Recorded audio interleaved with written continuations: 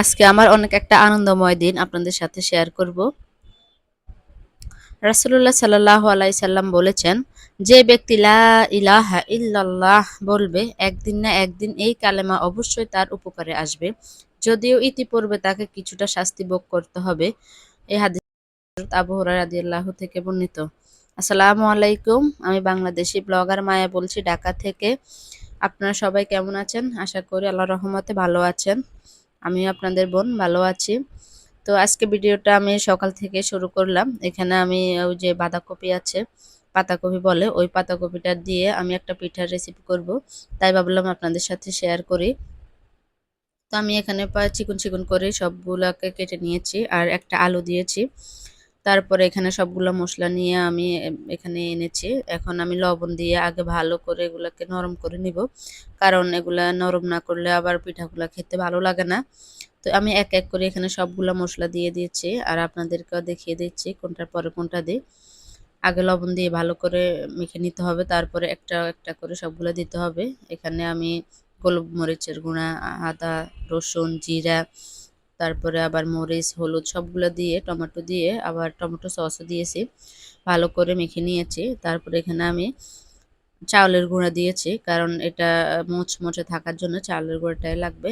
আর একটু আটাও দিয়েছি, কারণ আটাটাও লাগে, শুধু চাউলের গুঁড়া দিলেও হয় না, তাহলে পিঠাটা সুন্দর হয়। তো আমি এখানে তারপরে কাঁচামরিচ দিয়েছি, কারণ কাঁচামরিচ যদি দিই সবগুলোতে তাহলে আমার বাচ্চারা খাবে না। এই কারণে আমি অর্ধেকটার মধ্যে কাঁচামরিচ দিয়েছি আর অর্ধেকটা ওদের জন্য খালি রেখেছি।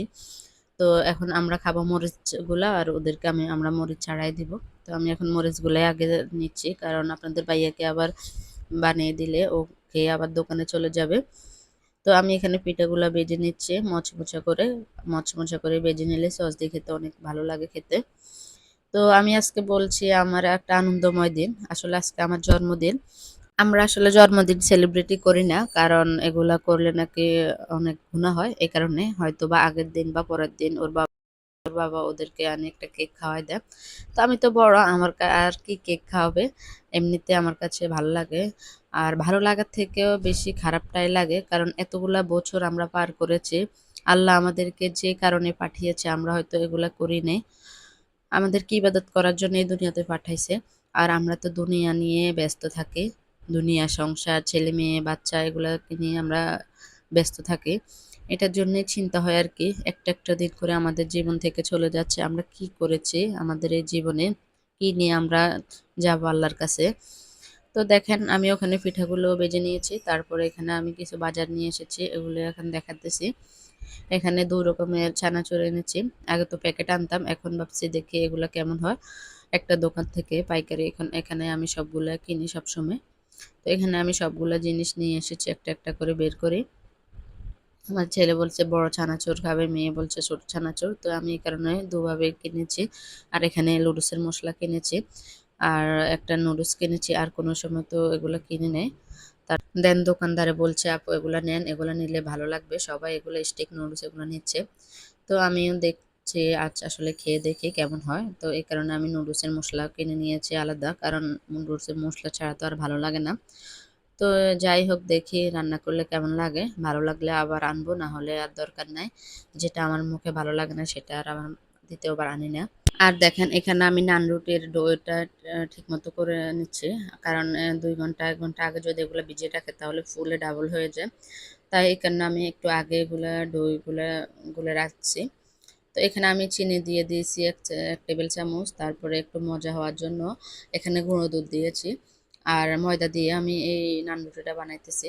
অনেকে আটা দিয়ে বানায়, কিন্তু ময়দা দিলে একটু বেশি ভালো লাগে। আর ১ চা চামচ আমি এখানে ইস্ট দিয়েছি। আর ইস্টটা যেহেতু একটু একটা বাজে স্মেল আছে, এই কারণে আমি ১ চামচ আবার মধু দিয়ে দিয়েছি। তারপরে ২ চামচ তেল দিয়ে দিয়েছি, যাতে রুটিগুলো সফট থাকে।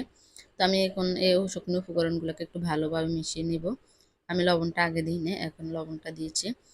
তো এখন আমি ভালো করে মিশিয়ে নিয়ে তারপরে এখানে একটু, একটু করে পানি দিব। কারণ পানি বেশি দিলে তো আবার নরম হয়ে যাবে।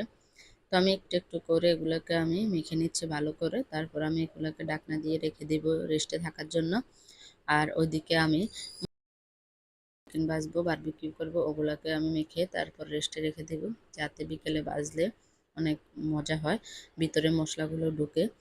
তো আমি এখানে একটু একটু করে পানি দিয়ে এখন আমি এখানে দইগুলোকে রেখে দেবো রেস্টে। তারপরে আমি এখানে মুরগি নিয়ে নিয়েছি। তারপরে এখানে একটা ডিম দিয়ে দিব, তারপরে লবণ দিয়ে দিব, আর আদা রসুন এক চা চামচ করে 2 চা চামচ দিয়ে দিয়েছি।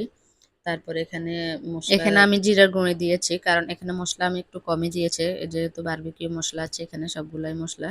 আর আমি আমার মরিচের গুঁড়া আর লেবুর রসটা দিয়েছি, ওই ভিডিওটা স্কিপ হয়ে গেছে। এগুলা দিয়ে তারপর আমি ভালো করে মেখে নিয়েছি। আর মুরগির যে একটা স্মেল আছে ওই খারাপ গন্ধটা চলে যায় আর কি লেবুর রস দিলে। আমি 1.5টা লেবু এখানে চিপে দিয়ে দিয়েছি যাতে আর কোনো বাজে স্মেল না আসে। তো মাশাল্লাহ অনেক ভালো হয়েছে খেতে, রুটিগুলো অনেক ভালো হয়েছে। আর এখানে আমি গুঁড়ো দুধ দিয়েছি 2 টেবিল চামচ, আর চাউলের গুঁড়া দিয়েছি, আর এখানে দিয়েছি ময়দা 2 টেবিল চামচ। এগুলা সবগুলো দিয়ে দিয়েছি। একটু মেখে নিব যাতে রেস্টে থাকতে পারে বেশিক্ষণ। আমি অনেক আগে এগুলাকে মেখে নিয়েছি যাতে একটু ভালোভাবে ভিতরে স্যুপ করে। এখন ম্যারিনেটটা অনেক ভালো হয়েছে। তো আমি তো সবগুলো আসলে দেখাতে পারি না, কারণ আমি হাত দিয়ে করি, এই কারণে আমি বেলাটা আর দেখাই নাই। আর এমনি দেখেন এগুলো ডাবল হয়ে গেছে, আর রুটিগুলো অনেক নরম সফট হয়েছে। আমি অফ ক্যামেরাতে এগুলোকে আমি বেলে নিয়েছি। আর এখন আমি তেল গরম করে নিচ্ছি, এখানে আমি সরিষার তেল দিয়েছি। আর এই মুরগিটা সরিষার তেলে অনেক মজা হয়, একবার আপনারা ট্রাই করে দেখতে পারেন। তো আমি এখানে তেল দিয়ে দিয়েছি। তেল গরম হওয়ার পরে আমি এখানে মুরগিগুলা তিনটে তিনটে করে ভেজে নিচ্ছি, কারণ বেশি দিলে আবার ভালো হয় না। তো এই পর্যন্ত যারা আমার এই ভিডিওটি দেখছেন, আপনাদের যদি এই ভিডিওতে কোনো অংশ ভালো লেগে থাকে তাহলে প্লিজ একটা লাইক দিয়ে দিবেন, আর চ্যানেলটি সাবস্ক্রাইব করবেন, তাহলে আমার আরেকটা ভিডিও বানাতে ভালো লাগবে। তো আমি রুটিটা একদম পাতলা করে একটু মোটাই রেখেছি যাতে একটু ফুলকো হয়। তো দেখেন এগুলো একদম ফুলে ডাবল হয়ে যাচ্ছে, আর খেতে তো এত মজা হয়েছে। আমার বাচ্চারা তো বলে এগুলো, ওরা বলে হোটেলে যেরকম খায় নান রুটি একদম ওরকম হয়েছে মা, অনেক মজা হয়েছে। তা আমার কাছে অনেক ভালো লাগলো, কারণ বাচ্চারা আমার যেটা পছন্দ করে আমার ওইটা করতে আরও ভালো লাগে। তো নেক্সট টাইমে হয়তো আরও করব ইনশাল্লাহ। আপনারা আমার পাশে থাকবেন। তো ঠিক আছে, ভালো থাকবেন, সকলে সুস্থ থাকবেন, সকলের সুস্থতা কামনা করে আজকের মতো এখানে বিদায় নিচ্ছি। আল্লাহ হাফেজ।